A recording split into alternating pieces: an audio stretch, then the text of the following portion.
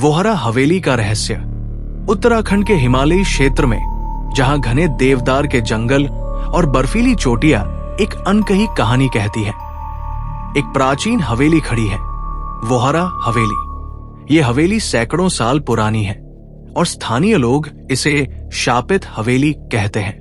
कहते हैं कि यहां रात को अजीब सी आवाजें आती हैं, कभी किसी औरत की सिसकियां, तो कभी बच्चों की हंसी और कभी कभी ऐसी चीखें जो रक्त को जमा देती हैं। गांव वाले इस हवेली के पास जाने से डरते हैं, लेकिन कुछ बाहरी लोग जो इस रहस्य को सुलझाने की हिम्मत रखते हैं यहां आते हैं। और यहीं से शुरू होती है हमारी कहानी। सर्दी की एक स्याह रात थी। घने कोहरे ने अल्मोड़ा के घुमावदार रास्तों को ढक लिया था। एक पुरानी जीप, जिसके टायरों की आवाज पथरीली सड़क पर गूंज रही थी, वोहरा हवेली की ओर बढ़ रही थी। जीप में 4 लोग थे, अर्जुन, रिया, विक्रम और नेहा। ये चारों दिल्ली से आए कॉलेज के दोस्त थे, जो एक YouTube चैनल के लिए डरावनी जगहों की खोज करते थे। वोहरा हवेली उनके लिए एक नया रोमांच था। अर्जुन, तुझे यकीन है ये जगह सुरक्षित है?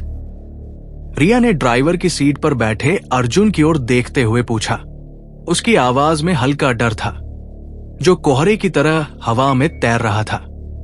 अरे रिया, डर मत, ये तो बस एक पुरानी हवेली है। गांव वालों ने इसे डरावना बना रखा है ताकि लोग यहां ना आए, अर्जुन ने हंसते हुए कहा, लेकिन उसकी आंखों में भी एक अनजानी सी बेचैनी थी। विक्रम, जो पीछे की सीट पर अपने कैमरे के लेंस साफ कर रहा था, बोला, यार, अगर ये जगह वाकई शापित है तो हमारा वीडियो वायरल हो जाएगा। सोच, लाखों व्यूज। नेहा, जो सबसे शांत थी, ने अपनी किताब से नजर उठाई और कहा, मुझे नहीं लगता ये सिर्फ गांव वालों की कहानियां हैं। मैंने ऑनलाइन रिसर्च की। इस हवेली में 19वीं सदी में एक परिवार रहता था, वोहरा परिवार। एक रात पूरा परिवार गायब हो गया। कोई नहीं जानता कि उनके साथ क्या हुआ। हाँ, और तब से ये हवेली खाली पड़ी है। कुछ लोग कहते हैं कि वोहरा परिवार की आत्माएं अभी भी यहां भटकती हैं। अर्जुन ने मजाक में कहा, लेकिन उसकी हंसी में एक खोखलापन था। जीप अचानक रुकी। सामने एक पुराना जर्जर लकड़ी का गेट था, जिस पर वोहरा हवेली लिखा था। अक्षर इतने पुराने थे कि वे लगभग मिट चुके थे।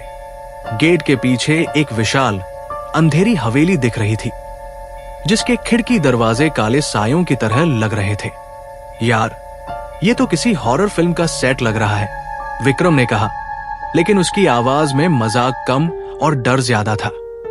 चारों ने अपने बैग और कैमरे उठाए और गेट की ओर बढ़े। गेट खोलते ही एक ठंडी हवा का झोंका आया, जो उनके चेहरों को छू गया। हवा में एक अजीब सी गंध थी, जैसे सड़ा हुआ लकड़ी और कुछ और जो वे समझ नहीं पाए। हवेली का मुख्य द्वार विशाल था, लेकिन उसका रंग उड़ चुका था। अर्जुन ने दरवाजे को धक्का दिया और वो चरमराती हुई खुल गया। अंदर का दृश्य और भी डरावना था। विशाल हॉल में धूल की मोटी परत जमी थी। दीवारों पर पुरानी पेंटिंग्स लटकी थी, जिनमें चित्रों के चेहरे धुंधले हो चुके थे। हॉल के बीच में एक भव्य सीढ़ी थी, जो ऊपरी मंजिल की ओर जा रही थी। यहां तो बिजली भी नहीं है, रिया ने कहा, अपनी टॉर्च की रोशनी हॉल में घुमाते हुए। कोई बात नहीं, हमारे पास जनरेटर है, मैं अभी सेट करता हूं, विक्रम ने कहा और बाहर की ओर बढ़ा। जब विक्रम बाहर गया, नेहा ने एक पुरानी डायरी उठाई, जो हॉल में एक टेबल पर पड़ी थी। उसने उसे खोला और पढ़ना शुरू किया। ये किसी सूरज वोहरा की डायरी है। लिखा है, वो आ रही है, वो सबको ले जाएगी। कौन आ रही है? रिया ने डरते हुए पूछा। नेहा ने कंधे उचकाए। पता नहीं, लेकिन ये डायरी 1875 की है। तभी बाहर से विक्रम की चीख सुनाई दी। तीनों दौड़कर बाहर गए। विक्रम जमीन पर पड़ा था, उसका चेहरा पीला पड़ चुका था। क्या हुआ? अर्जुन ने पूछा। मुझे लगा कोई मेरे पीछे था।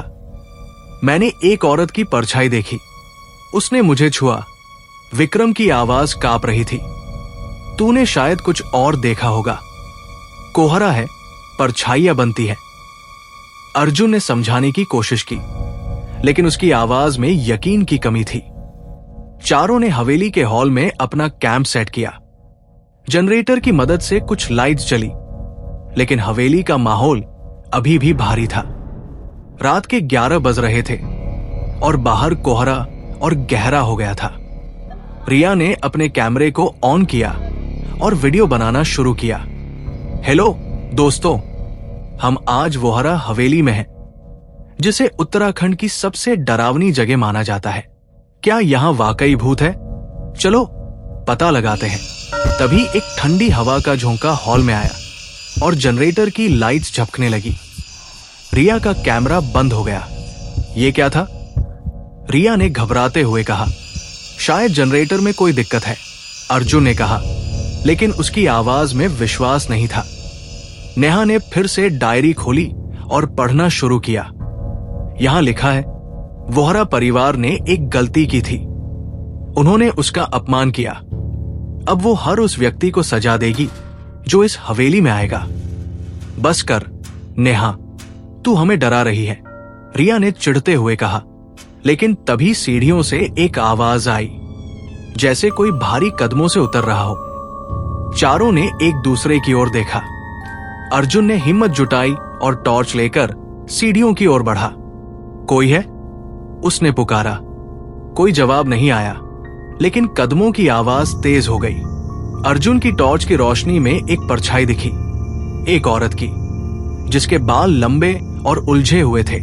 वो सीढ़ियों के ऊपर खड़ी थी, लेकिन उसका चेहरा नहीं दिख रहा था। वो कौन है? रिया ने कांपते हुए पूछा। अर्जुन ने हिम्मत करके कहा, शायद हमारी आंखों का धोखा है। चलो ऊपर चलकर देखते हैं। चारों धीरे धीरे सीढ़ियां चढ़ने लगे। ऊपरी मंजिल पर एक लंबा गलियारा था, जिसके दोनों ओर कई कमरे थे। हर कमरे का दरवाजा बंद था, सिवाय एक के। उस कमरे से हल्की सी रोशनी आ रही थी, जैसे कोई मोमबत्ती जल रही हो। चारों ने उस कमरे की ओर कदम बढ़ाए। कमरे में एक पुराना बिस्तर था, जिस पर धूल जमी थी। दीवार पर एक बड़ा सा दर्पण था, जिसका कांच टूटा हुआ था। दर्पण के सामने एक मोमबत्ती जल रही थी, लेकिन कोई हवा नहीं थी। फिर भी उसकी लौ हिल रही थी। ये मोमबत्ती किसने जलाई? विक्रम ने पूछा। शायद कोई और यहां है, नेहा ने धीरे से कहा। तभी दर्पण में एक परछाई दिखी। ये वही औरत थी जिसे अर्जुन ने सीढ़ियों पर देखा था। उसका चेहरा अब भी धुंधला था, लेकिन उसकी आंखें लाल थी, जैसे उनमें आग जल रही हो। रिया चीख पड़ी और पीछे हट गई। दर्पण में परछाई गायब हो गई, लेकिन मोमबत्ती की लौ अचानक बुझ गई। कमरे में अंधेरा छा गया। यहां से निकलो, अर्जुन ने चिल्लाया। चारों दौड़कर नीचे हॉल में आए, लेकिन वहां का नजारा और भी डरावना था। उनके सामान बिखरे हुए थे और दीवार पर खून से लिखा था, तुमने गलती की। पहली रात बीत गई, लेकिन चारों के मन में डर और सवालों का तूफान उठ रहा था। क्या वोहरा हवेली वाकई शापित थी? वो औरत कौन थी? और उस डायरी में लिखा वो कौन था? क्या ये चारों इस हवेली से जिंदा निकल पाएंगे, या वोहरा परिवार की तरह ये भी गायब हो जाएंगे? अगले एपिसोड में चारों उस डायरी के रहस्य को और गहराई से खोजेंगे, और हवेली के अंधेरे गलियारों में कुछ और डरावने सच सामने आएंगे।